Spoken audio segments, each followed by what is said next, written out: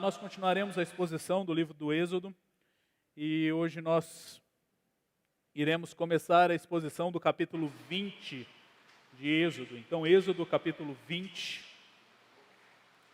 Nós leremos hoje os 11 primeiros versos e vou explicar melhor daqui a pouco como funcionará essa divisão. Então, peço aos irmãos que leiam e acompanhem a leitura comigo. Êxodo capítulo 20, do verso 1 até o verso de número 11. O texto ele nos diz assim: Então Deus falou todas estas palavras: Eu sou o Senhor seu Deus, que o tirei da terra do Egito, da casa da servidão. Não tenha outros deuses diante de mim. Não faça para você imagem de escultura, nem semelhança alguma do que há em cima no céu, nem embaixo na terra, nem nas águas debaixo da terra. Não adore estas coisas, nem preste culto a elas, porque eu, o Senhor, seu Deus, sou Deus zeloso, que visito a iniquidade dos pais nos filhos, até a 3ª e 4ª geração daqueles que me odeiam. Mas faço misericórdia até 1000 gerações, daqueles que me amam e guardam os meus mandamentos. Não tome o nome do Senhor, seu Deus, em vão, porque o Senhor não terá por inocente o que tomar o seu nome em vão. Lembre-se do dia de sábado para o santificar. Durante 6 dias você pode trabalhar e fazer toda a sua obra, mas o 7º dia é o sábado dedicado ao Senhor, seu Deus. Não faça nenhum trabalho nesse dia, nem você, nem o seu filho, nem a sua filha, nem o seu servo, nem a sua serva, nem o seu animal, nem o estrangeiro das suas portas para dentro. Porque em 6 dias o Senhor fez os céus e a terra, o mar e tudo o que neles há, e ao 7º dia descansou. Por isso o Senhor abençoou o dia de sábado e o santificou. Vamos orar? Senhor, nós te agradecemos e te louvamos pelo privilégio que temos de podermos abrir a tua palavra, lermos audivelmente e podemos, Senhor, aprender mais sobre a tua vontade para com as nossas vidas. Senhor, nesta manhã nós clamamos a ti que tenha misericórdia de nós, que os nossos corações estejam voltados para o Senhor e que possamos, Senhor, nos dispor e nos consagrarmos a ti, para obedecermos a tua lei e obedecermos as tuas palavras.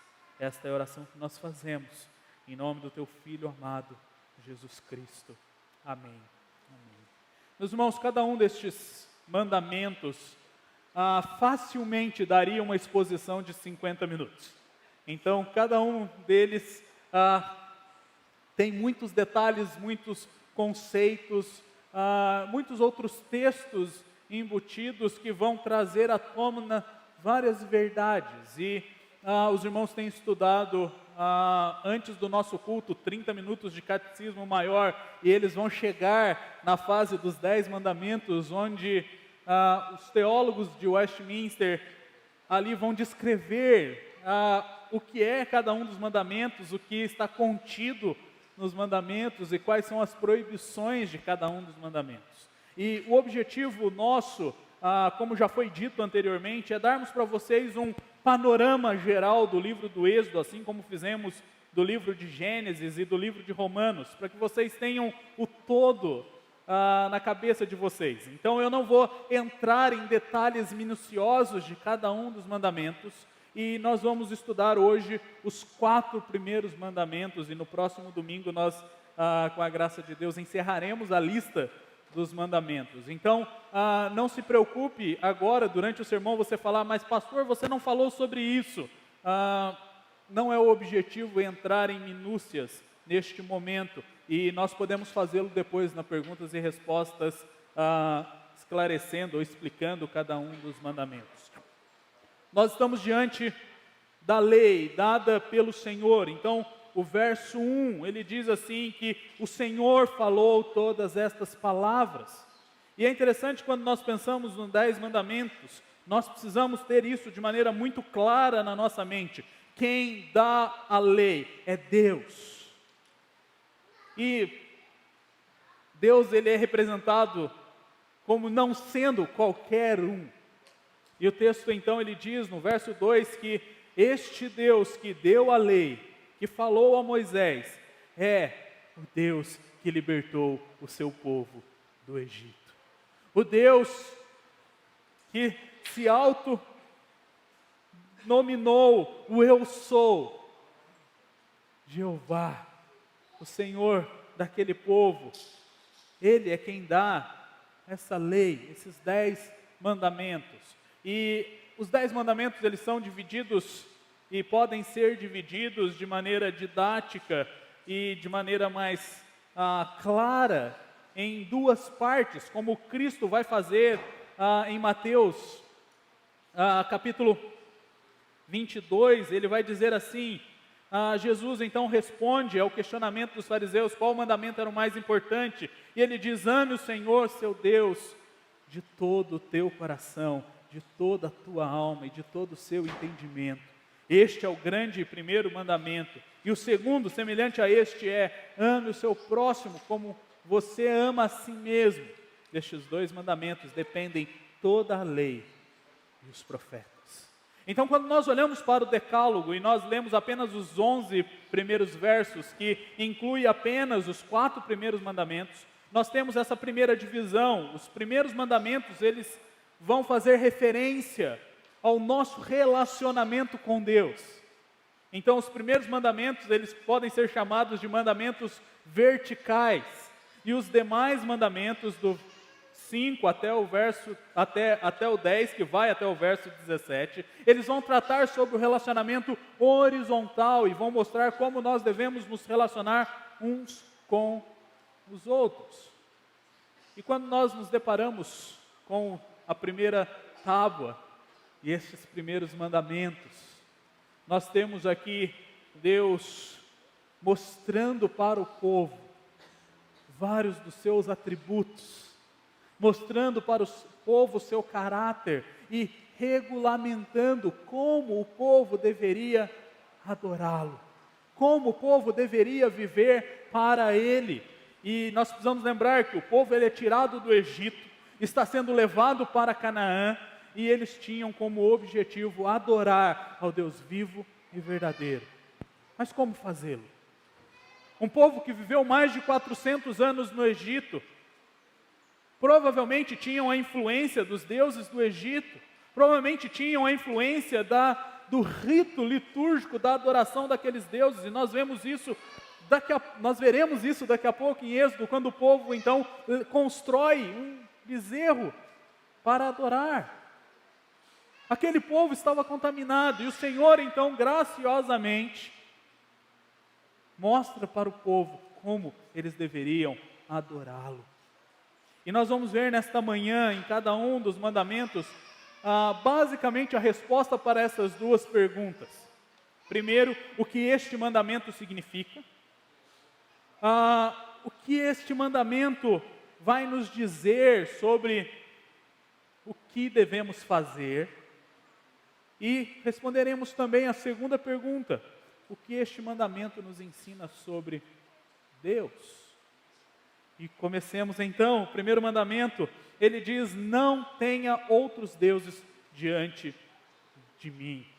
Este primeiro mandamento, ele lida em uma mão com o ateísmo, mostrando que não há outro Deus, mas que há um Deus.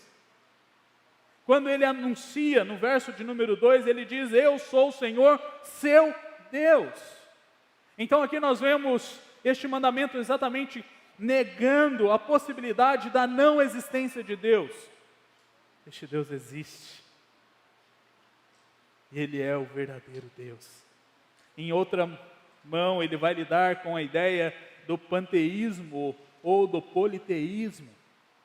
E vai mostrar que as coisas não são Deus, e não pode haver outro Deus, além do Deus vivo e verdadeiro. Não pode ter outro Deus, e não existe outro Deus além de Jeová, o Deus de Israel que tirou o seu povo do Egito. E é interessante que basicamente este mandamento ele vem falar sobre um problema que há no coração do homem. Um problema chamado idolatria. João Calvino, ele escreveu e disse que o coração do homem ele é uma fábrica de ídolos. E nós precisamos constantemente avaliarmos o nosso coração e vermos o que nós temos adorado. E idolatria é colocarmos outra pessoa ou coisa para ser adorada no lugar de Deus. Como homens, como criados por Deus, a sua imagem e semelhança, nós somos adoradores por natureza. Mas o que nós devemos responder é o que nós temos adorado. Quem nós temos adorado? E essa pergunta ela pode ser respondida de maneira muito prática. Quando nós avaliamos aquilo que é prioridade nas nossas vidas. Ela pode ser respondida quando nós avaliamos aquilo que pode nos levar aos extremos da ira ou da frustração e decepção. E nós precisamos fazer essa avaliação constante. Nós somos adoradores, mas o que nós temos adorado? Este mandamento, então, ele vai deixar claro que nós devemos adorar apenas a Deus. É isto que este mandamento significa. Não existe outros deuses, não existem outros deuses, não existe outro Deus que possa ser adorado. O único que deve ser adorado é o Deus vivo e verdadeiro.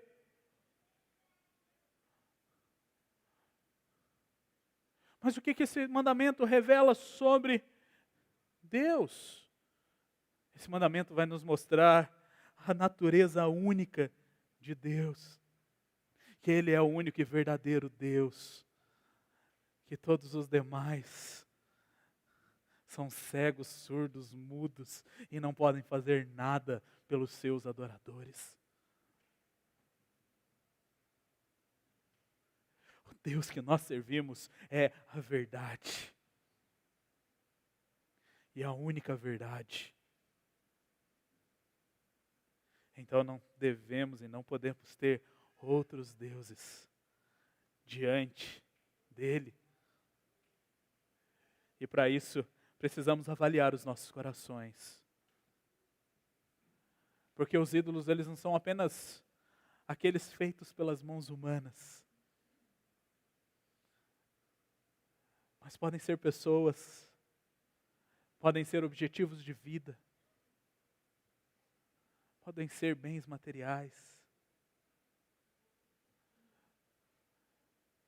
Nós precisamos sondar o que nós temos colocado no lugar de Deus, quem nós temos adorado, e voltarmos os nossos olhos para o único e verdadeiro Deus, o Deus que tirou o seu povo do Egito. Mas Deus é tão gracioso que Ele não simplesmente declara que é o único Deus que deve ser adorado, mas no segundo mandamento Ele vai nos mostrar como nós devemos adorar este Deus. E o segundo mandamento, então, no verso 4, ele diz assim: não faça para você imagem de escultura, nem semelhança alguma do que há em cima no céu, nem embaixo na terra, nem nas águas debaixo da terra. Não adore essas coisas, nem preste culto a elas, porque eu, Senhor, seu Deus, sou Deus zeloso, que visito a iniquidade dos pais nos filhos, até a terceira e quarta geração daqueles que me odeiam. Mas faço misericórdia até 1000 gerações daqueles que me amam e guardam os meus mandamentos. Esse texto tem sido erroneamente usado constantemente para defender algo que é chamado de maldição hereditária.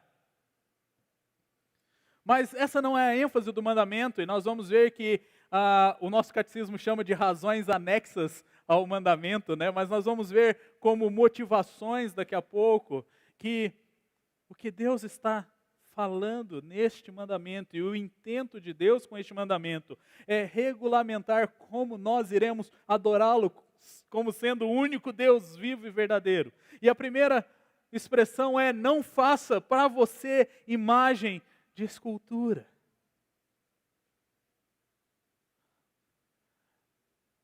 Nós não podemos ter um objeto errado para adorarmos e não podemos adorar de maneira errada.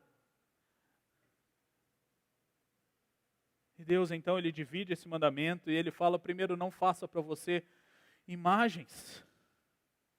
Não pessoalize aquilo que pode tirar o lugar de Deus. Mas ele vai então mostrar na segunda parte deste mandamento, dizendo que você não pode nem fazer e você não pode adorar esta imagem. E nós vemos essas duas características no como nós adoramos a Deus. Nós não o adoramos com imagens. Imagens não podem representar o caráter, não podem representar a natureza, não podem representar os atributos de Deus.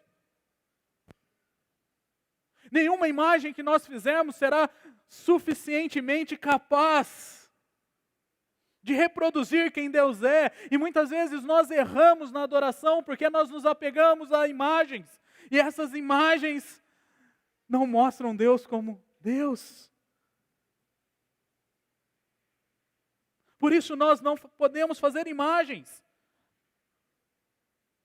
na divindade de Deus. Nós não podemos fazer imagem de quem nós achamos que Deus é, porque nós seremos incapazes de reproduzir.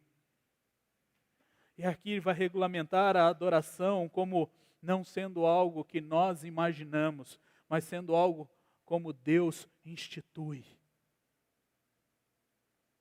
Não é a nossa imaginação que deve reger o nosso conhecimento sobre Deus.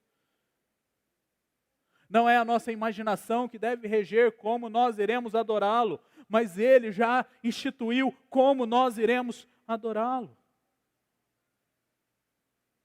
E é interessante que aqui o texto vai dizer e vai apresentar a razão para não fazermos imagem e não adorarmos a imagem feita. Ele vai dizer que Deus é zeloso. Em várias traduções, há a tradução aqui por ciumento. E talvez a palavra ciúme gere um susto, né? Nós temos um preconceito com a palavra ciúme, mas aqui nós podemos entender Deus como sendo um Deus zeloso, ou um Deus que tem ciúmes, na mesma ideia de que nós temos este zelo, este ciúme no casamento. Deus é o marido e nós somos a esposa. E Deus não se alegra de ter a imagem de outro sendo adorado ou acompanhando a sua esposa. E eu falo para os irmãos aqui como marido, né? Eu não gostaria que a minha esposa tivesse a foto de outro homem na sua carteira ou na sua bolsa. Eu creio que nenhum de nós gostaríamos. E eu creio que Reverendo Mauro vai fazer isso melhor quando for continuar, e ele usa a ilustração aplicando os 10 mandamentos ao casamento, e eu ouvi já fazendo isso algumas vezes.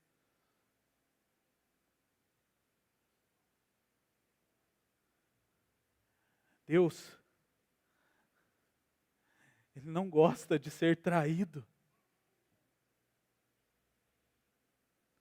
Ele é exclusivo. E nós devemos adorá-lo com exclusividade. Mas o texto, então, ele vai nos dar, né, as razões anexas, como o Catecismo Maior chama, mas duas motivações para adorarmos a Deus da maneira que Ele quer ser adorado. A primeira delas é negativa. E ele vai falar sobre esta consequência, né? Deus visitando então a iniquidade dos pais nos filhos até a terceira e quarta geração daqueles que me odeiam. E esse texto então é usado para maldição hereditária, em que se há um pecado, este pecado vai permanecer na família até que esse pecado seja quebrado. E igrejas têm usado isso como desculpa e têm distorcido este texto. O O que esse texto está dizendo é que quando nós não adoramos a Deus da maneira correta, isso gera consequências àqueles que estão mais próximos de nós. Então, se eu e minha esposa não adorarmos a Deus como Ele ordena que nós o adoremos, a nossa filha vai aprender a adorar a Deus erroneamente, e ela vai reproduzir isso aos seus filhos, e os filhos dela vão reproduzir isso aos seus filhos. Nós precisamos ter zelo pelo adorar a Deus, pelo culto ao Senhor, porque nós estamos sendo exemplos para aqueles que estão mais próximos de nós. Se nós não o fizermos com zelo e cuidado, nós iremos ver as consequências a longo prazo. E as consequências irão continuar de geração em geração. Mas, pastor, isso pode mudar? Sim, meus irmãos, pode mudar, porque o texto diz que esta ação do Senhor, visitando a iniquidade dos pais nos filhos até a terceira, quarta geração, é sobre aqueles que continuam odiando ao Senhor. E como nós mostramos o nosso ódio ao Senhor? Cultuando erroneamente ao Senhor, não tendo zelo por este momento, não priorizando este momento, não adorando ao Senhor como Ele quer ser adorado. E nós precisamos tomar cuidado com as consequências. Mas o texto ele traz uma motivação, um incentivo positivo. Quando nós o adoramos da maneira correta, não fazendo imagem de escultura e nem adorando essas imagens, o Senhor então manifesta a sua misericórdia sobre as nossas vidas. E nós demonstramos, através da obediência aos mandamentos, que nós o amamos.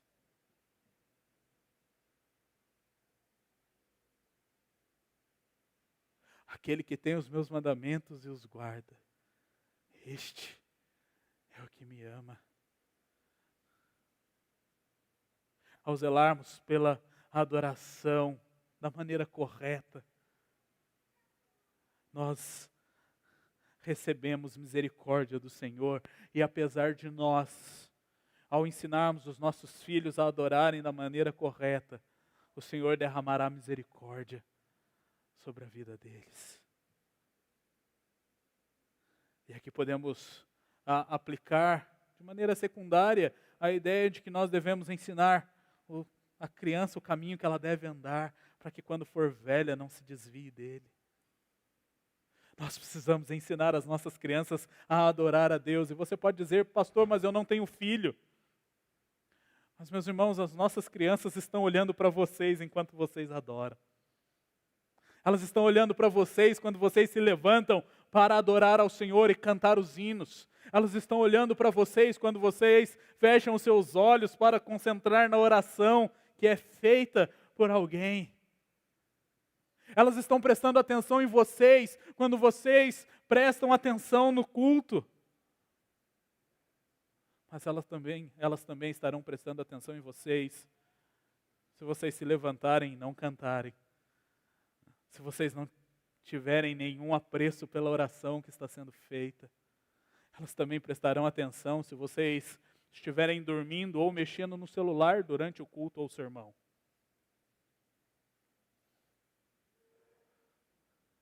Este mandamento nos ensina, então, como adoramos ao Senhor. E ele mostra que o Deus que nós servimos é um Deus zeloso, que exige de nós exclusividade. Nós pertencemos a Ele. E o terceiro mandamento, então, verso de número 7, diz assim: não tome o nome do Senhor seu Deus em vão, porque o Senhor não terá por inocente o que tomar o seu nome em vão. E este é outro mandamento que nós temos muitos equívocos a respeito dele. E essas 3 perguntas, elas são geralmente respondidas, ou são feitas e às vezes respondidas equivocadamente ou corretamente. E nós pensamos assim, juramento em nome de Deus, nós devemos pronunciar o nome de Deus. Ou o problema deste mandamento é que ele proíbe que nós devemos pronunciar o nome de Deus fora do contexto.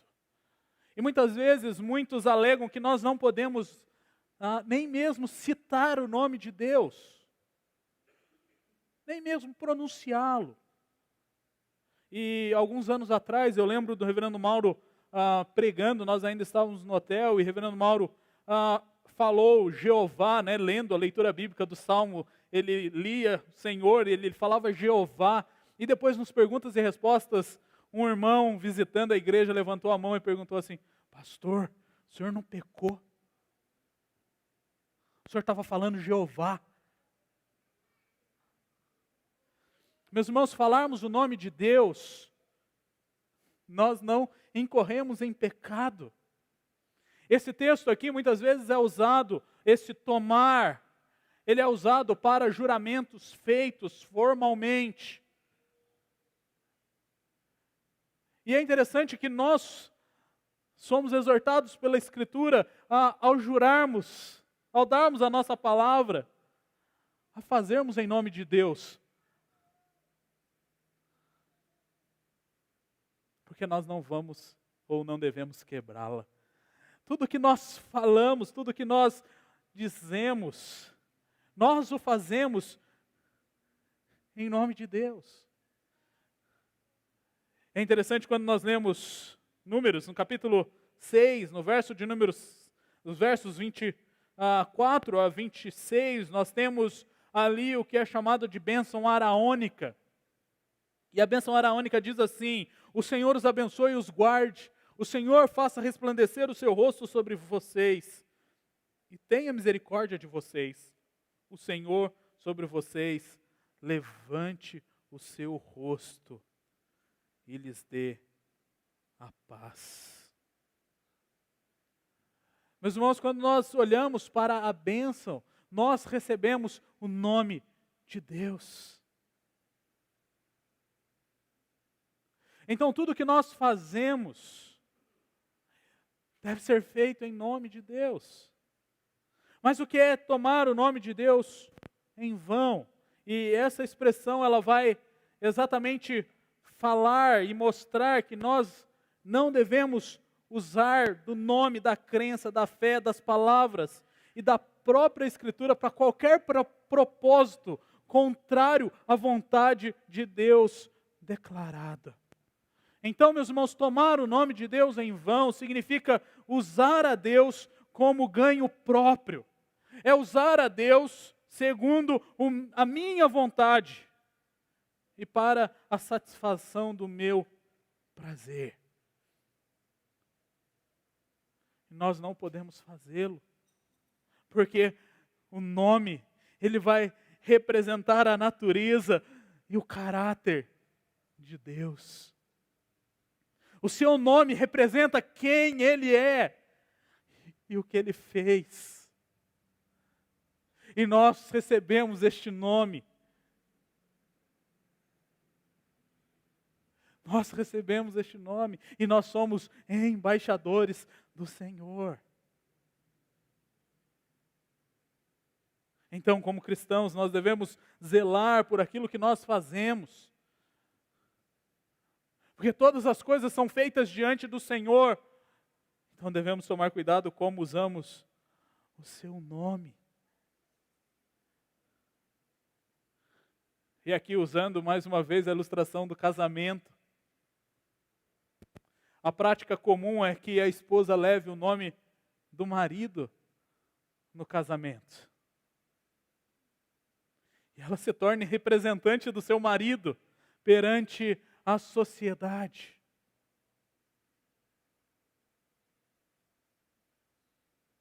E eu não gostaria que a minha esposa, que carrega o meu nome, saia por aí usando este nome de qualquer jeito, sujando este nome na praça, dando calotes. desonrando este nome, vivendo uma vida libertina. Nós recebemos o nome de Deus, e como nós o estamos representando?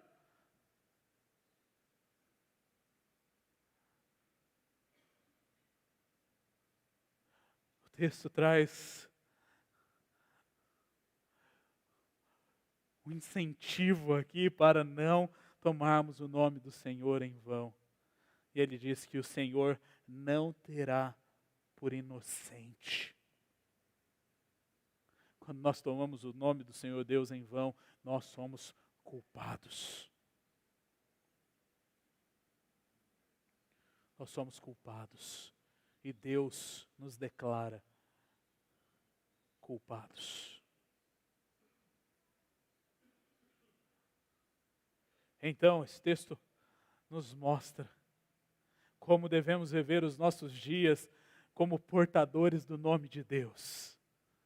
E ele revela quem é este Deus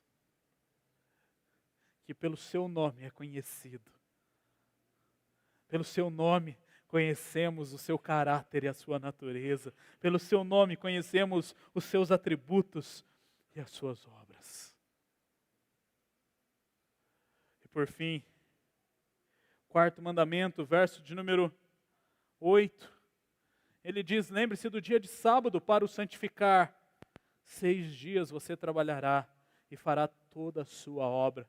Mas o 7º dia é o sábado dedicado ao Senhor, seu Deus. Não faça nenhum trabalho nesse dia, nem você, nem o seu filho, nem a sua filha, nem o seu servo, nem a sua serva, nem o seu animal, nem o estrangeiro das suas portas para dentro. Porque em 6 dias o Senhor fez os céus e a terra e o mar e tudo que neles há. E ao 7º dia descansou. Por isso o Senhor abençoou o dia de sábado e o santificou. O texto ele vai mostrar de uma maneira positiva. Ele faz parte, nós temos apenas 2 mandamentos que não começam com o não, que é o 4º mandamento e o 5º mandamento. Quando ele vai trazer essa ideia do lembre-se do dia do sábado, esse já era um mandamento, já era uma prática comum na vida do povo. Eles já sabiam que eles deveriam separar um dia para adorar ao Senhor e para descanso. E é interessante que aqui, quando nós olhamos este mandamento sendo apresentado em Êxodo, no capítulo 20, ele vai nos relembrar do que Deus havia feito lá em Gênesis. Quando, ao criar todas as coisas em 6 dias, viu que tudo que ele havia feito era bom, e no 7º dia, então, ele descansa. Mas quando nós lemos Deuteronômio, no capítulo 5, nós vemos Moisés reiterando a lei. Ele vai dar a ênfase na libertação do povo, mostrando então que este dia especial, que deve ser guardado, é um dia que deve nos trazer à memória o que Deus fez na criação, mas também o que Deus fez na redenção. O texto de Deuteronômio nos diz assim, no verso 12, guarde o dia de sábado para o santificar, como o Senhor seu Deus lhe ordenou. Durante 6 dias você pode trabalhar e fazer toda a sua obra, mas o 7º dia é o sábado dedicado ao Senhor seu Deus. Não faça nenhum trabalho nesse dia, nem você, nem o seu filho, nem sua filha, nem o seu servo, nem sua serva, nem o seu boi, nem o jumento ou qualquer outro dos seus animais, nem o estrangeiro das suas portas para dentro, para que seu servo e sua serva descansem como você. Lembre-se de que você foi escravo na terra do Egito e que o Senhor, seu Deus, o tirou de lá com mão poderosa e braço estendido. Por isso o Senhor, seu Deus, ordenou que você guardasse o dia de sábado. E aqui, quando nós olhamos para este texto, o dia para ser guardado, ele tem como princípio geral o descanso e a adoração. É um dia em que nós iremos cessar tudo aquilo que nós fazemos regularmente durante 6 dias. e o quarto mandamento, ele já pressupõe que você irá trabalhar durante 6 dias. E no 7º dia você irá descansar. Mas nós não só descansar apenas, ficar lá sentadão no sofá, assistindo televisão o dia inteiro. Nós temos que lembrar deste dia também para adorarmos ao Senhor, para nos santificarmos. Isso engloba a adoração ao Senhor. Então aqui nós podemos ver vários propósitos neste mandamento. O primeiro deles, o dia do sábado, o sabá, ele reflete o padrão de Deus na criação. Depois nós podemos ver aqui na reintegração que nós acabamos de ler, que o Senhor mostra a sua obra redentora. E a obra redentora deve ser celebrada. Este mandamento nos leva então ao descanso. E nós devemos zelar por ela. E este mandamento serve como um sinal do pacto de Deus com o seu povo. Um sinal de que Deus separou um povo para si mesmo. E quando então os israelitas separavam um dia para mostrar que eles eram um povo separado. E aqui nós precisamos entender, meus irmãos, que a ênfase não está no dia, no 7º dia da semana do nosso calendário regular, o sábado. Mas a ênfase está no que contém o mandamento, no propósito do mandamento. E nós não guardamos o sábado. E quando nós lemos o Novo Testamento, nós vemos exatamente a ênfase do cumprimento do que o mandamento significa. Lembrar o padrão estabelecido na criação e na redenção, descansar e santificar, e não propriamente o dia em si. Quando nós lemos Paulo instruindo os colossenses, no capítulo 2, no verso 16 e 17, Paulo ele diz assim: portanto, que ninguém julgue vocês por causa da comida e da bebida, ou do dia de festa, ou lua nova, ou sábados, porque tudo isso tem sido sombra das coisas que haviam de vir, porém o corpo é de Cristo. Então quando nós olhamos este texto, junto com Romanos 14, 5 e 6, e Gálatas 4, de 10 a 11, nós vemos Paulo mostrando que a cerimônia ritualística do sábado, do 7º dia da semana, era apenas uma sombra daquilo que viria. Era uma sombra que apontava para Cristo. E Cristo é aquele descrito em Gálatas que cumpriu toda a lei. É aquele capaz de cumprir todos os mandamentos.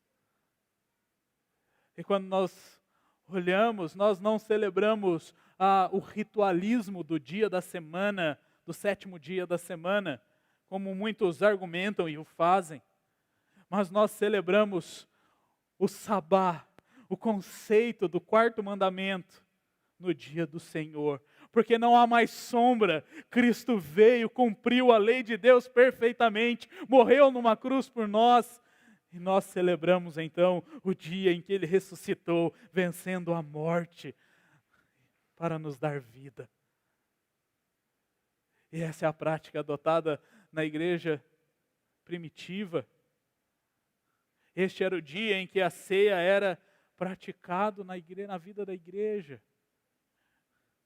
Então nós não guardamos o 7º dia da semana, mas guardamos o conceito do sábado.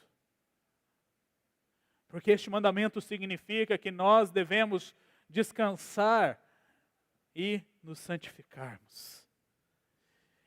E este mandamento nos mostra que Deus, Ele estabeleceu este padrão.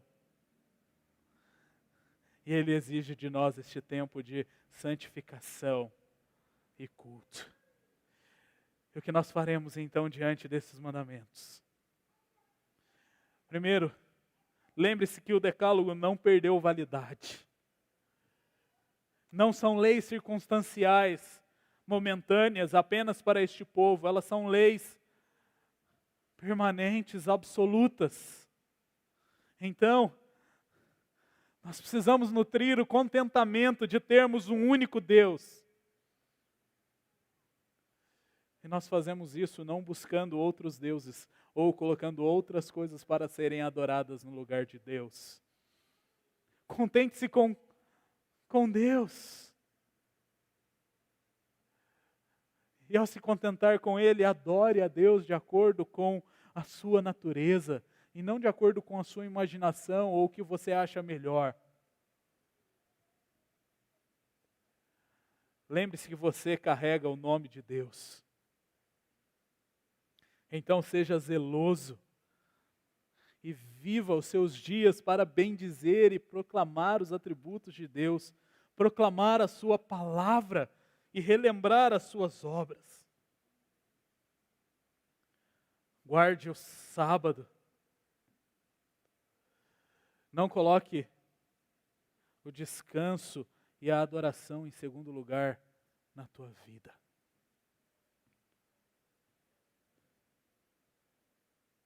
Descanso é importante depois do trabalho.